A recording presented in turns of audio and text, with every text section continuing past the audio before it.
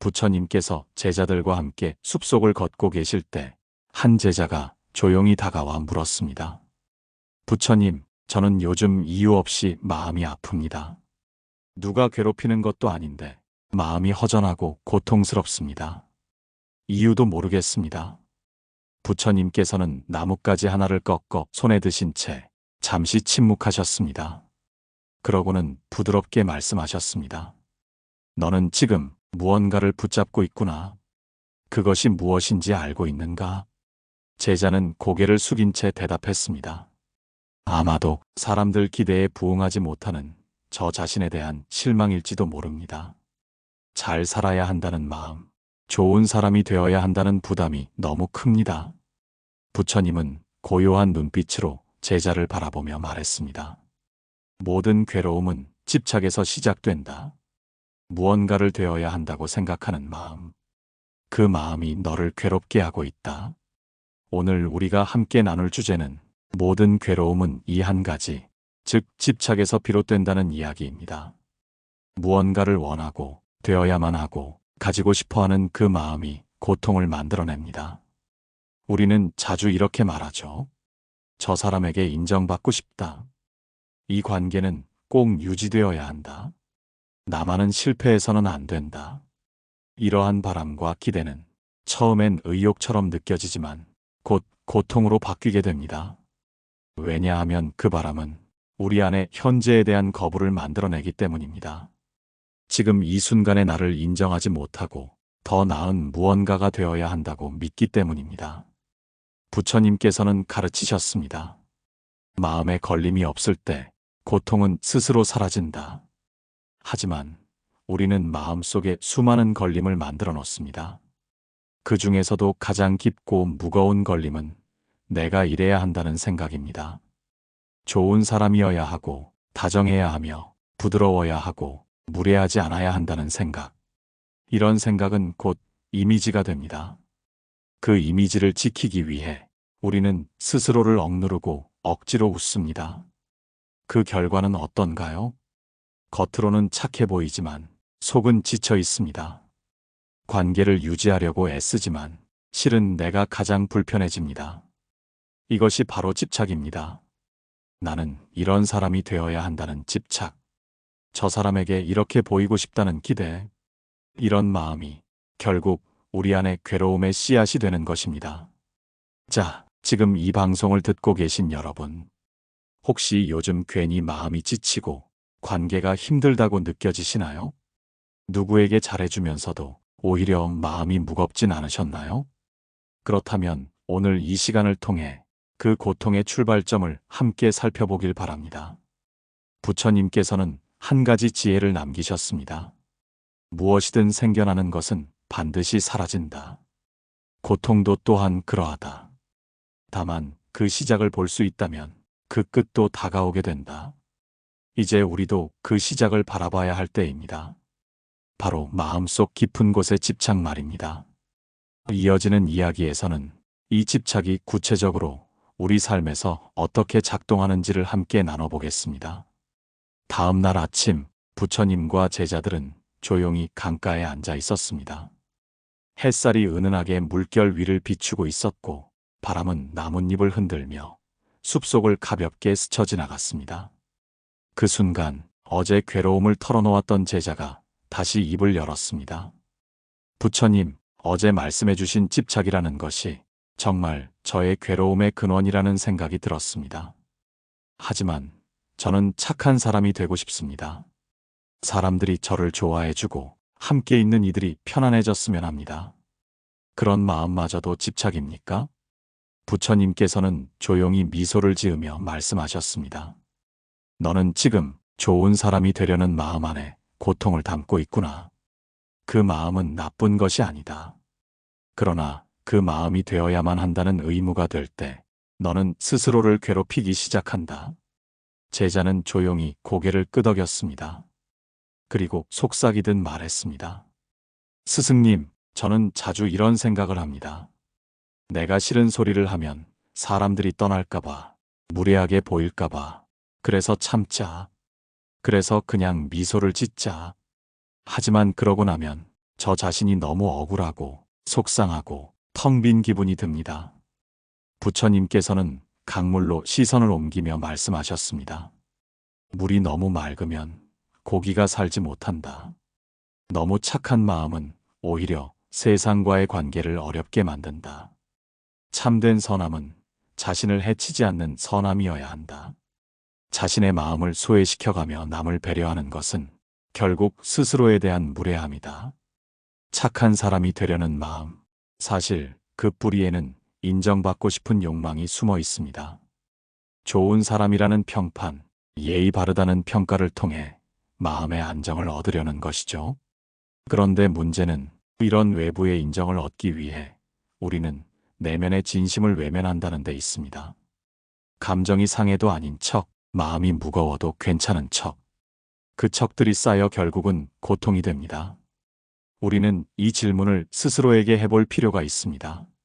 나는 지금 누구를 위해 착한 척을 하고 있는가? 그 대답 속에 우리의 집착이 숨어 있습니다. 그리고 그 집착이 우리 마음 속의 괴로움을 끊임없이 키우고 있는 것입니다. 부처님께서는 또 이렇게 말씀하신 적이 있습니다. 타인의 시선에서 자유로운 자만이 진정한 평화를 얻을 수 있다. 남의 기대를 충족시키려는 마음은 결코 끝이 없습니다. 그 기대는 점점 더 커지고 그 기대를 채우기 위한 우리의 노력은 점점 더 과해집니다. 결국에는 아무리 노력해도 충분하지 않다는 허탈함만 남게 됩니다.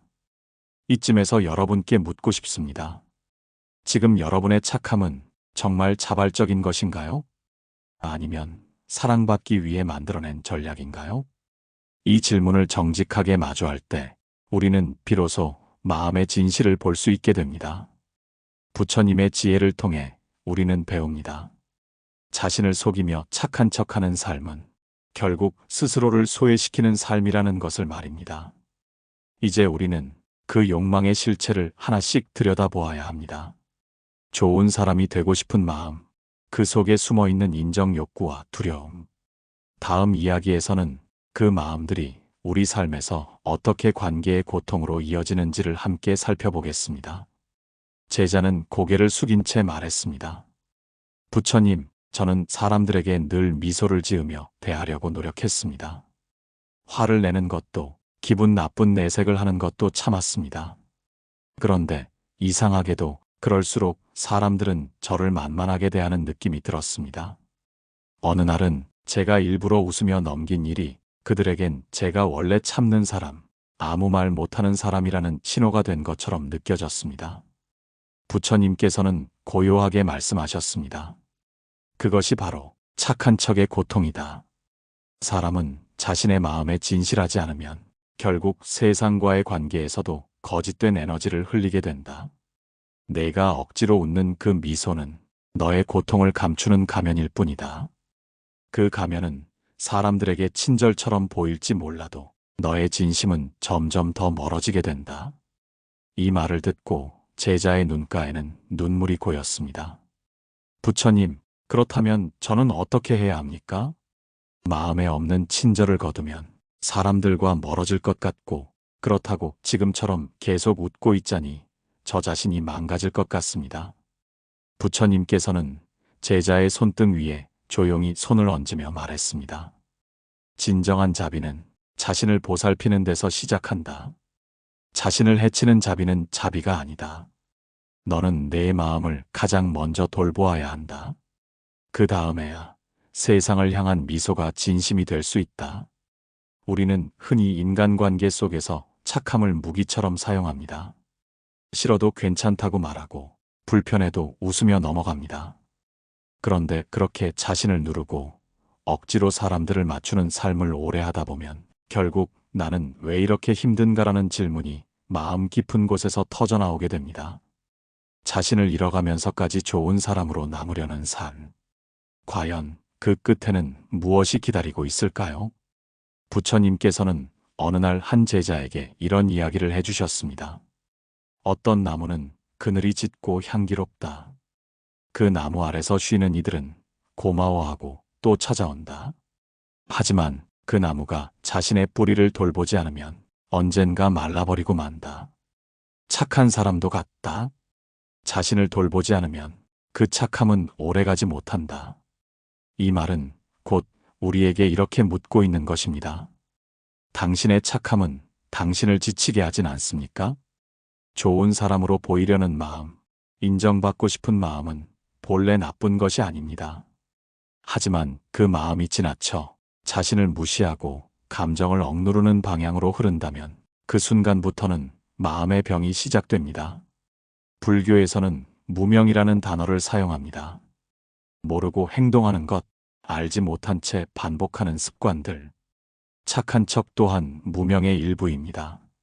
왜냐하면 우리는 그것이 괴로움을 만든다는 사실을 깨닫지 못한 채 계속 반복하기 때문입니다. 그래서 부처님은 바른 알아차림을 강조하셨습니다. 지금 내가 착한 척을 하고 있는가, 진심이 아닌가, 이 미소가 나를 위한 것인가를 자각하는 것.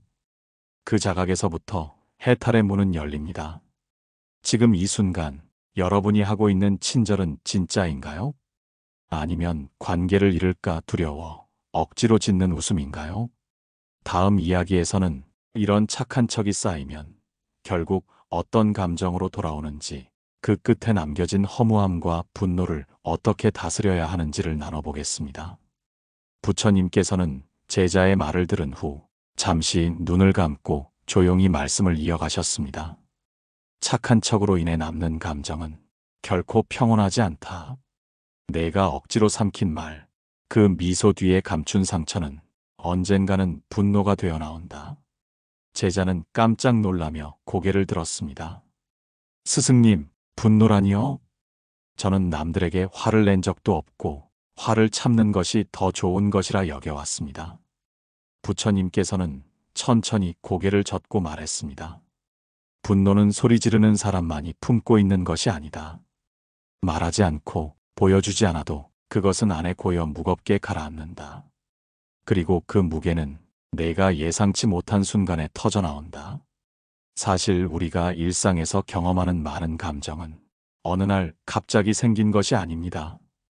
지나치게 참고, 지나치게 맞춰주고, 지나치게 이해하려 했던 순간들이 쌓여 나는 왜 이리 지칠까? 왜 내 마음은 늘 허전할까? 이런 의문을 만들어냅니다. 한 여인은 시장에서 매일 손님들에게 깍듯하게 인사하고 불만이 있어도 그저 죄송합니다라는 말로 넘겼습니다. 그녀는 착한 상인이 되고 싶었고 동네 사람들에게 좋은 평판을 얻고 싶었습니다. 하지만 어느 날 그녀는 자신도 모르게 손님에게 소리를 질렀습니다. 작은 불만 하나에 갑자기 폭발한 것이었습니다. 그녀는 그날 밤 자신의 행동에 충격을 받고 울었습니다. 왜 이렇게까지 했을까? 나는 왜 참지 못했을까? 하지만 진실은 그녀는 너무 오랫동안 참아왔다는 것이었습니다. 착한 척은 결국 내 안의 감정을 무시하게 만듭니다. 그리고 무시당한 감정은 결코 사라지지 않습니다. 그것은 몸의 병으로, 관계 속의 분노로, 자기 자신에 대한 실망으로 돌아옵니다. 부처님께서 어느 날 제자들에게 말씀하셨습니다. 마음속에 물이 흐르듯 감정도 흐르게 해야 한다. 물을 가두면 썩고 감정을 가두면 병이 된다. 우리는 왜 착한 척을 계속할까요? 좋은 사람이라는 인정을 받고 싶어서입니다. 하지만 그 인정을 받는 과정에서 내 마음이 병들어간다면 그 좋음은 진짜가 아닌 허상입니다. 착한 사람이라는 이름으로 살아가며 그 누구에게도 미움받지 않으려 하고 갈등을 피하려 하며 내 마음 하나 제대로 돌보지 못하게 되는 현실. 그것이 오늘날 많은 이들이 겪는 조용한 고통입니다. 불교는 이렇게 말합니다. 자신을 이기는 자가 세상을 이긴 자보다 위대하다. 내 감정을 인정하고 진심을 돌보는 것이 세상에서 가장 큰 승리입니다. 그러니 여러분, 지금 이 순간 여러분은 스스로를 돌보고 있나요? 아니면 좋은 사람이라는 틀 속에 자신을 가두고 있진 않으신가요? 다음 이야기에서는 이제 그 틀에서 벗어나기 위한 첫 걸음을 부처님의 가르침 속에서 어떻게 실천해 나갈 수 있는지를 함께 살펴보겠습니다. 제자는 부처님의 말씀을 들은 뒤 잠시 뜸을 들이더니 조심스럽게 물었습니다. 부처님, 그렇다면 저는 착한 척하지 않고 살아가도 괜찮은 것입니까? 남들에게 실망을 주어도 괜찮은 걸까요? 부처님께서는 미소를 머금고 대답하셨습니다. 좋은 사람으로 보이는 것과 진짜 선한 사람으로 살아가는 것은 다르다. 진짜 선한 사람은 자신의 진심을 알고 타인의 감정에 휘둘리지 않으며 부드럽되 단단하다. 그리고 부처님은 작은 이야기를 들려주셨습니다. 어느 날 길을 가던 나그네가 목이 말라 시냇가에서 물을 마시려 했습니다. 그런데 마침 그 시냇가에 누군가가 빨래를 하고 있었고 그는 그녀에게 말했습니다. 죄송하지만 당신이 있는 자리에서 물을 마시기 어려우니 잠시 비켜주실 수 있나요? 그러자 그 여인은 미소 지으며 말했습니다. 저는 방금 왔고 당신은 다녀가면 되잖아요. 나그네는 잠시 망설이다가 다른 시냇가로 향했습니다. 그러다 중간에 만난 스님에게 이 일을 이야기하자 스님은 이렇게 말했습니다. 그 여인은 착한 사람처럼 보이려 했을 수도 있지만 진정한 착함은 상대의 필요를 보는 눈에서 시작된다. 부처님께서는 덧붙이셨습니다. 진정한 선함이란 내가 누군가에게 얼마나 잘 보이느냐가 아니라 내 마음에 무리 없이 다른 이와 더불어 평화롭게 살아가느냐에 달려 있다. 우리의 일상에서도 이 이야기는 깊은 울림을 줍니다. 가족에게, 직장 동료에게, 혹은 친구에게 괜한 부담을 주지 않으려고 무조건 좋다고 말하지만 정작 내 안에서는 불편함이 쌓여갑니다. 괜찮아라는 말의 이면에는 이 정도는 참을 수 있어야지. 나는 이렇게도 배려하는데 왜 몰라주지? 하는 감정이 함께 존재합니다. 그러다 어느 날 그 감정이 무너져버리면 우리는 상처도 주고받고 관계도 어그러지게 됩니다. 이 모든 원인은 좋은 사람이라는 가면을 오래 쓰고 있었기 때문입니다. 불교는 우리에게 자비를 가르칩니다. 하지만 그 자비의 출발점은 항상 자기 자신입니다. 스스로를 보듬지 못하고 억지로 착한 사람이 되려 하며 마음을 속이는 삶은 결국 자비가 아닌 억압입니다. 여기서 부처님의 가르침은 명확합니다. 스스로를 해치면서 하는 선행은 선이 아니다. 내가 진심으로 하고 싶어서 하는 행동만이 참된 자비이며 그때 비로소 상대에게도 선한 영향으로 전해집니다. 시청자 여러분, 혹시 지금 누군가에게 너무 좋은 사람처럼 보이기 위해 무언가를 억지로 하고 있지 않으신가요? 그 마음을 내려놓는 것, 그것이야말로 진짜 평화의 시작입니다. 이제 마지막 이야기에서는 그 착한 척의 틀에서 완전히 벗어나 나답게 사는 법, 그리고 그 길을 부처님께서 어떻게 제자들에게 알려주셨는지를 살펴보겠습니다. 부처님께서 어느 날 수많은 제자들이 모인 자리에서 물으셨습니다. 너희들은 왜 남들의 시선을 두려워하느냐? 한 제자가 대답했습니다. 스승님, 사람들이 저를 싫어하게 될까봐 두렵습니다. 욕심 없이 다정하고 너그럽게 보여야 사람들과 갈등이 없을 것 같아서 그렇습니다. 그러자 부처님께서는 단호하게 말씀하셨습니다. 세상에는 나를 칭찬하는 자도 있고 나를 비난하는 자도 있다. 내가 어떤 사람이어도 세상의 눈은 제각각이니 그 시선에 내 마음을 맡기면 영원히 흔들리게 된다. 이 말씀은 오늘날을 살아가는 우리 모두에게 그대로 적용되는 지혜입니다. 우리는 종종 좋은 사람으로 보이고 싶어서 아니요라고 말해야 할 순간에도 네라고 말하고 참아야 할 이유가 전혀 없음에도 억지로 괜찮은 척하며 스스로의 마음을 누르고 살아갑니다. 그러나 결국 그렇게 쌓인 억압은 병이 되고 불행의 뿌리가 됩니다. 착한 척을 오래 할수록 자신의 진심과 멀어지고 진심을 잃으면 인생은 허무로 가득 찹니다. 부처님께서는 다시 말씀하셨습니다. 좋은 사람으로 살기보다 바른 마음으로 살아라. 그 마음이 바르면 굳이 보여주지 않아도 사람들은 알아보게 되어 있다. 이 말 속에는 우리가 평생 간직해야 할 진리가 담겨 있습니다. 겉으로 보이려는 선함은 금세 들키고 진심에서 우러나오는 선함은 말하지 않아도 전해집니다. 시청자 여러분, 혹시 지금 나는 너무 착한 사람이라 손해만 보고 살아왔다, 이런 생각이 드신 적 없으신가요? 그렇다면 이제는 진짜 선함을 선택할 때입니다. 남이 나를 어떻게 볼까를 걱정하기보다 내가 나를 얼마나 존중하는지를 먼저 살피는 것이 진짜 평화로 가는 첫걸음입니다. 앞으로는 억지로 미소 지으며 고개 끄덕이기보다 당신의 마음에 먼저 물어보세요.